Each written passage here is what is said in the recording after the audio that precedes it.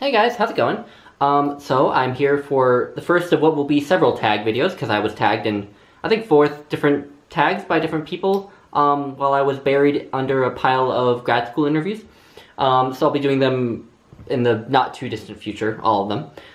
So this is the 6 Degrees of Separation book tag. I was tagged in this by Laura Pora. I will leave a link to her video, and this tag was originally created by Peter Likes Books, and I will leave a link to his video as well. So in this tag, this is a really interesting, innovative idea for a tag, I think. It's really cool. So basically what you're supposed to do is you take 2 books that are seemingly unrelated. And in between those 2 books, you have to find 5 more books, so for a total of 7 books. And these books that are in between the 2 books that you start out with are supposed to kind of have some kind of a connection to each other in one way or another that leads you from the first book to the last book. Anyway, the 2 books I picked were The Epic of Gilgamesh, that was my first one, and my second one was Letters to a Young Contrarian by Christopher Hitchens. Tried to pick 2 that were as different as possible.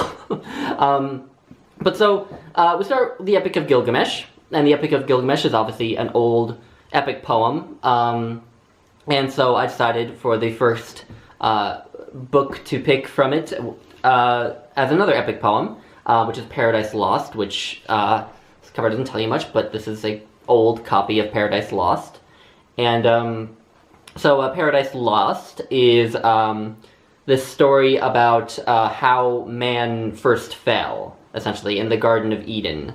And the way that man fell is that Satan, a fallen angel, comes into the Garden of Eden and convinces Eve to take of the fruit of knowledge of good and evil. And she does that, and humans are then exposed to sin and must suffer the punishment. But Satan, in this poem, he was once the most powerful, most glorious of all of God's angels. But then got angry with God when he put his son, Christ, as the first among all the angels. Because he was like, well, I'm the best of the angels, why are you putting him first? But anyway, Satan is the main antagonist of this book.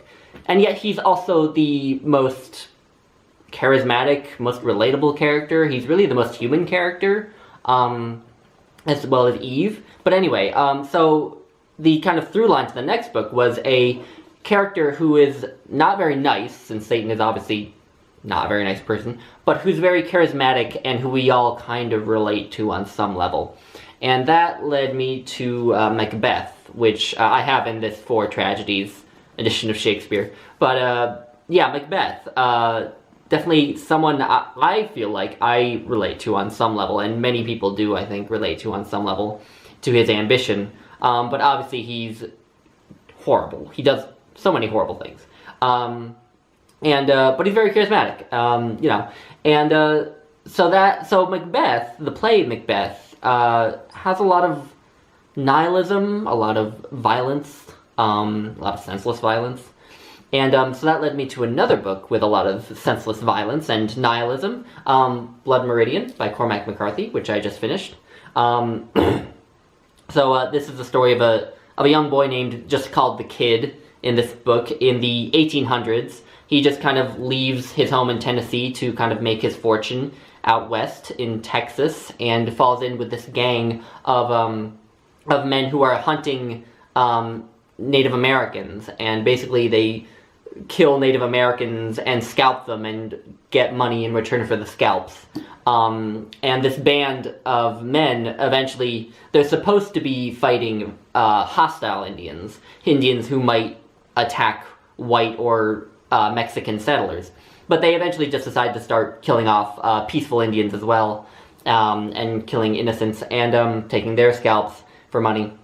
But the main thing that drew me to this as a part of this tag was one particular character, who is Judge Holden, who is kind of a mysterious guy, but anyway, he's very intelligent.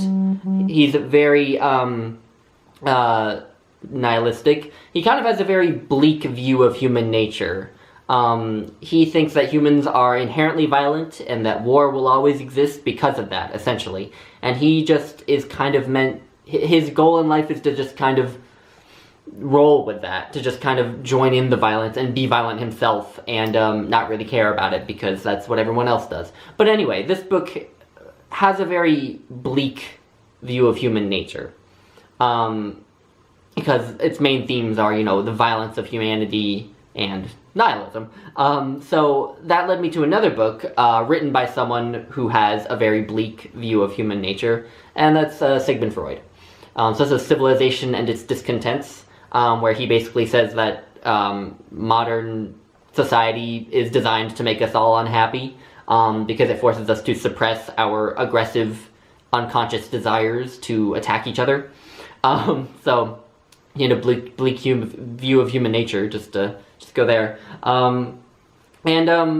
So what I drew on for the next book was that Freud, of course, is most well known as someone who said that a lot of human nature is irrational and driven by unconscious desires, rather than by, you know, what we would think is reasonable, necessarily, or logical. And so that led me to Misbehaving, The Making of Behavioral Economics by Richard Thaler. So this is Richard Thaler won the Nobel Prize in Economics, I think just last year. And this is his book discussing the field of behavioral economics, which was essentially created in opposition to traditional economics. So traditional economic theory kind of assumes that human beings are rational and that we always make sort of cold, calculating decisions. You know, we'll basically make all of our decisions based on what the price of a good is, because that's what economics is about. We'll always make our decisions based on what the price of the good is, and nothing else. So if it's expensive and we value it, we will buy it. If it's expensive and we don't value it, we won't buy it. If it's cheap and we value it, we'll probably buy it. If it's cheap and we don't value it, we may or may not buy it. But behavioral economics, this field kind of spearheaded by Richard Thaler, starts to find that people don't always make these decisions based on you know, these cold, calculating decision-making abilities. They will be willing to pay more for something if it's bought at a store that they perceive as more fancy than another store, even though the actual, you know, quality of the good isn't any different, for example. So yeah, that's the next book, and like I said, Richard Thaler sort of spearheaded the field of behavioral economics in opposition to, or as a contrarian within, the field of traditional economics. And so that is what led me finally to Letters to a Young Contrarian, because Letters to a Young Contrarian is about being a contrarian, essentially. It's what it says it is. You know, not going with the mainstream and thinking critically about everything. And so, yeah, anyway, that is, those are my 7 books. I hope that made sense. Yeah, so I'm just going to tag one person. I'm going to tag Steve Donahue. I think with his gigantic store of books in his house, this would be really cool to see him do. So, yeah, anyway, thank you for watching, everyone. Bye!